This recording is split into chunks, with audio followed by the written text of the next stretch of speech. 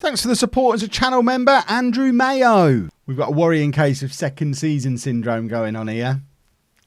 We need to nip it in the bud, or I'm genuinely worried we might get relegated.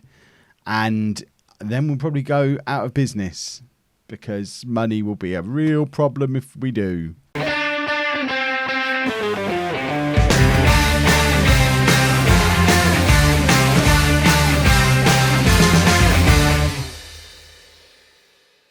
Hello and welcome to part 85 of Bourne Again. I'm Kevin. Coming up on today's episode, we have a EFL Cup 4th round tie away against Premier League Leeds and also a game in the Championship away against Crystal Palace. Since you were last with me, more inconsistent form, but worryingly, it's starting to develop into a more consistent look. We had one win, but then we've not won in 3, and we are really struggling. We're very light on strikers who can actually score goals. Pavlov's injured and not back anytime soon. Husic got his first goal of the season there. And the other guy who we signed to be our saviour, not getting the job done either.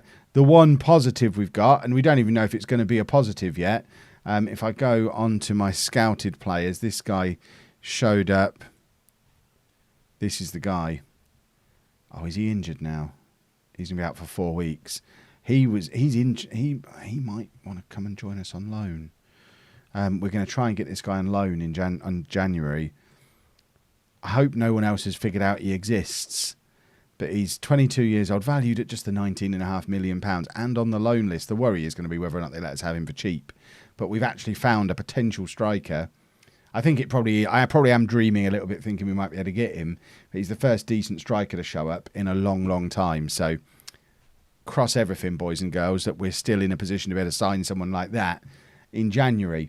But anyway, the team for the Leeds game. We need a confidence booster here, even if it's just looking competitive against a Premier League team. I think it'll be a big help. So we're going with Hardy in goal, a back four of Barnes, Danks, Gamady and Lastra, Hernandez and Butler in midfield, Duric, Train and Zajic behind Durkin up front. This guy, you lot didn't like Pavlov. Brian Durkin, capped at England under 20 level.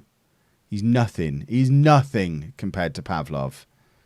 Can't even put into words how much worse than Pavlov he is. I need my boy back. I might actually give Husic a run in the team after this. I think I said that on the last video and then didn't really do it because Husic doesn't really seem to get the job done either. We just need a striker. And we knew it was our problem at the end of the transfer special. We knew we hadn't signed a striker. We needed Abbott and we didn't get him. And we'll regret it forever. Zajic, and a huge overlap here, though. We had 3 against 1 at one point in that move, and somehow none of the 3 managed to apply a finish, which says it all, really. The other news we've got is that we are in the middle of a bit of an injury crisis as well. Players seem to be dropping like flies. Not to major injuries, but there's injuries that are just affecting random players, seemingly random players, for a few games at the time. Obviously, we've got Pavlov and Gilligan both unavailable at the moment with injury. There's probably others that have been injured for so long that I've forgotten they exist. That right back / centre back who played on the first day of the season, came on as a substitute. Don't even remember his name. And then he was out for most of the rest of the season. He's a long-term one. So we've got players missing. We've got the Renato Sanchez problem where I've not played him since about the 4th game of the season and he's earning 18 grand a week. We need to ship him out or start playing him, I think. But I don't know how to get him in the team. He wants to play in the Hernandez position and Hernandez was our player of the year last year. I just don't feel like I can drop him. He started the season injured, which was when Sanchez got to play. As soon as Hernandez was back, I just put him straight back in. And he's been there ever since and he still is one of our better players. So I don't really know what my plan was with Sanchez when I signed him. I signed him as to be a replacement for Arnautovic. He's a completely different kind of player to Arnautovic. And then we got Butler on loan, who's a much better box-to-box midfielder than either Arnautovic or Sanchez are. So I think we have upgraded the midfield from last year. We've just wasted some money on an old man that we're not going to play. Which, again, because he's an old man, he's a senior player, that's then going to cause disruption in the squad. Rod for my own back. That's what I've made here. Leeds have just gone 1-0 up, and I think that might be the start of something terrifying. They've had a couple of chances already. They've knocked the ball around, pretty comfortably in our penalty area here. There's no one coming in to make tackles. And for them to be able to move it through 4 different players inside our penalty area and not have us challenge at any point of the move is terrifying for our defence. Big free kick from deep though, and James Train is in for an immediate reply, and it's his first ever goal for Bourne. We are getting good at set pieces. Zajic delivers a nice one here, and Train is just first to react. He gets in behind his defenders. It's a very tidy finish from James Train. Choo-choo, etc., etc. That's what you'll never want him to score again now. So I'm just going to make train noises every time James Train scores a goal for us. What a wonderful man. Only in the team because Gilligan is injured, of course. But if he keeps doing that, he'll be in for a little bit longer. He can play anywhere in the midfield and attack as well. So we signed him to be a utility man, and now he's just been sat in the same position for ages, and now finally has a goal to show for it. And there is a goal back at the other end for Leeds. That's what I say to that. Rubbish. Again, we don't look like we're even attempting to defend. There's some really poor defending going on. No, I mean, we've got a 6'5" centre-back who's not even challenging their striker there.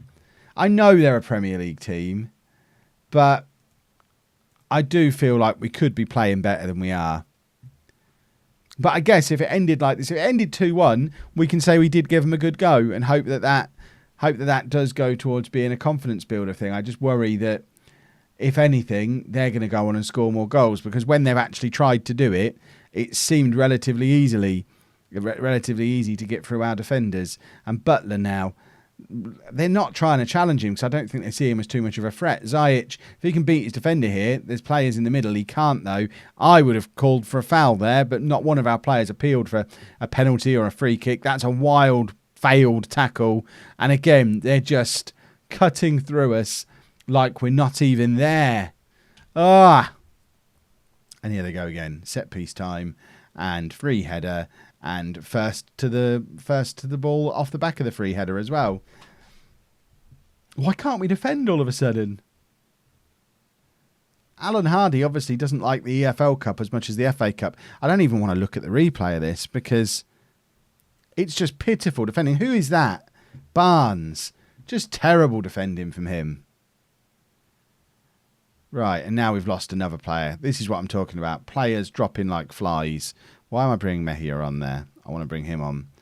Why was I not bringing Mejia on is what I was trying to say. We're going to bring Husic on the left-hand side as well. Are we? No, you know what? We're going to do a triple change. And we haven't looked at Gethin Owen yet, so he can come on that side as an inside forward. Husic can go up front. And we've done a triple change with half an hour to go. We are asking for trouble now. Show some passion. What I actually mean is just remember how to defend. So my solution is change the attack and go more attacking to leave more gaps behind us. This is going to get messy now. Although it was a decent idea from Hardy to find Gethin, but I don't think anyone Gethin Owen. I'm just going to call him Gethin. It'll be like being on a Twitch stream. I've not had Gethin here on YouTube before. Oh my word. Why can't we defend? Is there an option that just says learn to defend, idiots? There isn't really. I guess that might be what concentrate is, or tighten up. Does tighten up translate to learn to defend, idiots? I don't want us to play defensively. I just want us, when the opportunity is there to defend, that we have a go at doing it. Husic is in and scores. We might have our striker here. I wish one of you lot had mentioned him to me down in the comments at some point in the last season and a half. But that is the first time we've had a player look like a striker in a long, long time. It's a goal back, and all of a sudden we're back in the game. Husic does very well here to keep himself onside, times his run perfectly, always aware of what's going on, and it's a very useful finish. Let's get creative. We're chasing the game now. We're playing on attacking. Leeds will be worried about an upset at this point, I think, and we have a corner. It's with Lastra. Gamadi's there, and it's just over.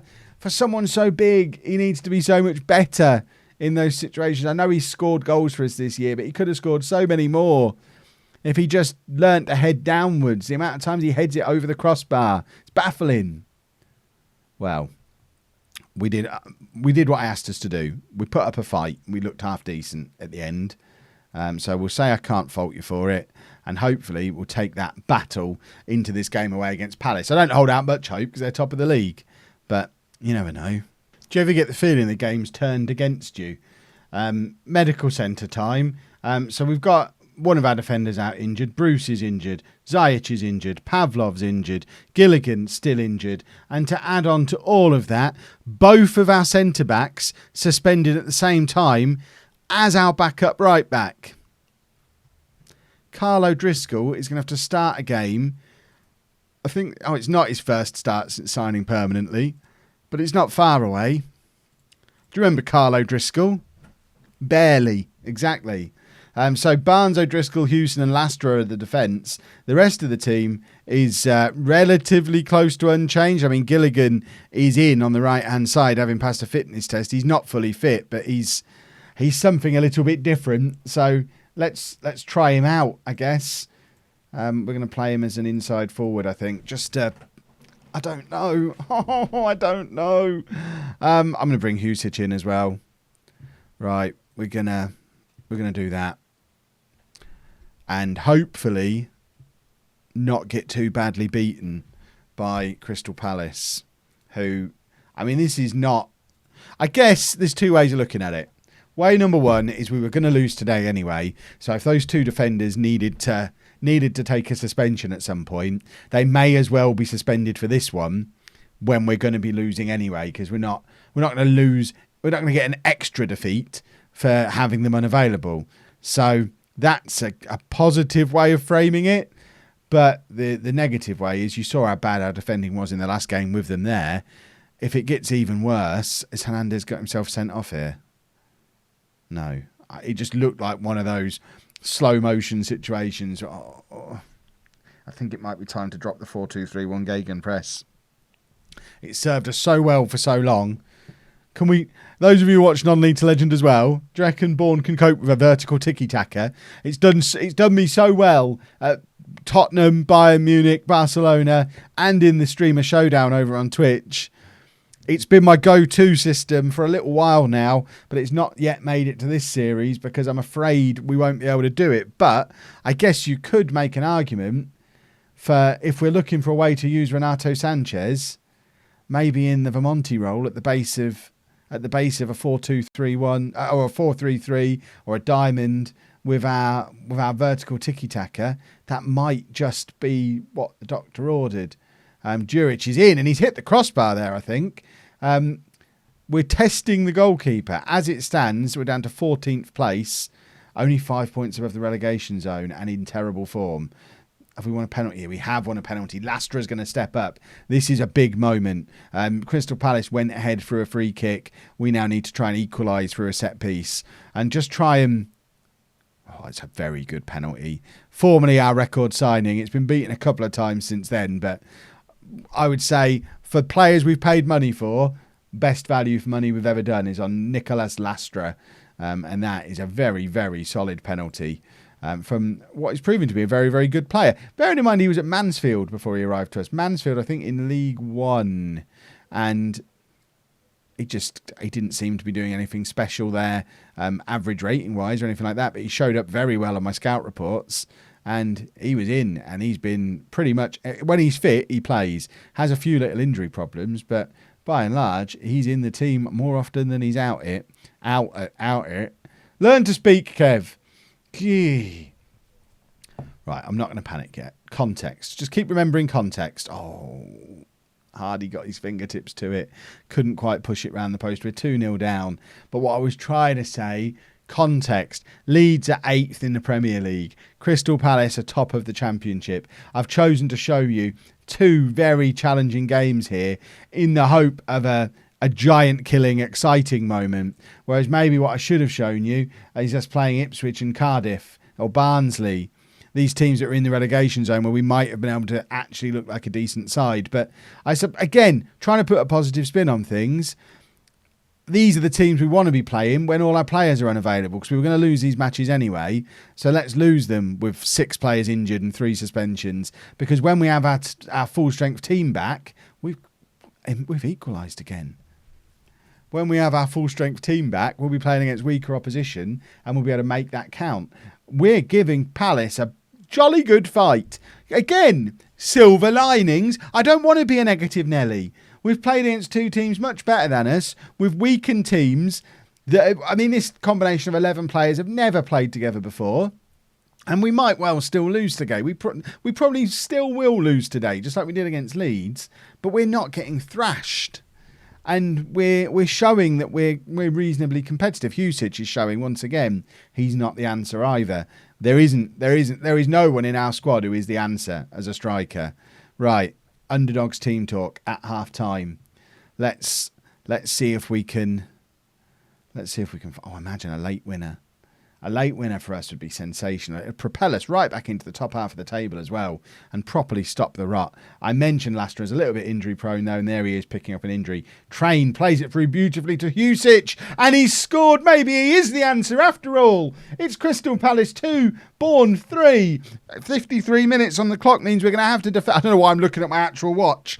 Oh, yeah, 53 minutes on the clock. It says so on my watch. Train did very well there. Husic with a very solid finish. And, when was the last time you saw one of our strikers scoring consecutive matches? So maybe he is better than I give him credit for. We've given away a penalty here. Come on, Alan. Alan Hardy needs to show some Alan Hardy heroics here. Come on, lad. Come on. No, sent the wrong way. 3-3, and it's an immediate reply from Palace. And... let's not worry. We still don't need to worry. What we do need to do is get Lastra off. Have we got a right back on the bench? It doesn't look like we have. Of course we don't. Barnes is going to have to go and play right back. So Riley can come on and play left back. It's not ideal, but we can't afford to break Lastra again. And this is where they're going to absolutely ruin us down that right-hand side, because Barnes is probably the weak link in our defence more often than not anyway, although he's got a clearance there. That was comical defending again, but we got away with it that time. But trying to play Barnes out of position at right-back, it's not really going to suit his uselessness. O'Driscoll plays it forward, looking for Gilligan, doesn't get anywhere near him. We need to take Gilligan off, actually. He wasn't fit to play a full game. Riley playing it forward, looking for Husic, who's hassling his defenders and doing a good job here of creating some panic. If he can just get on the end of it, Gilligan does. Gilligan is in, but it's straight at the keeper. If he's not going to score from there, he has to square it to Husic, who was unmarked just behind him.